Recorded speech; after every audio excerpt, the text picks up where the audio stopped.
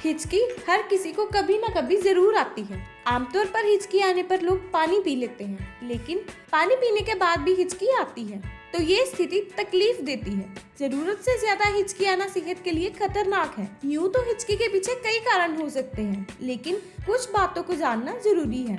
जानिए कब आती है हिचकी। सांस लेने के दौरान फेफड़ों में हवा भर जाती है। इस वजह से सीने और पेट के बीच का हिस्सा, जिसे डायफ्राम कहते हैं, उसमें कंपन होता है और वो सिकुड़ जाता है। इस थरथराहट से सांस लेने का फ्लो टूट जाता है और हिचकी आने लगती है। इसके अलावा ज्यादा मसालेदार खाना खाने और शराब के ज्यादा सेवन से लोगों को हिचकी आने लगती है। जो लोग जल्दबाजी में बिना चबाए खाने को सीधा निगलने की कोशिश करते हैं, उन्हें भी कई बार हिचकी आने लगती है।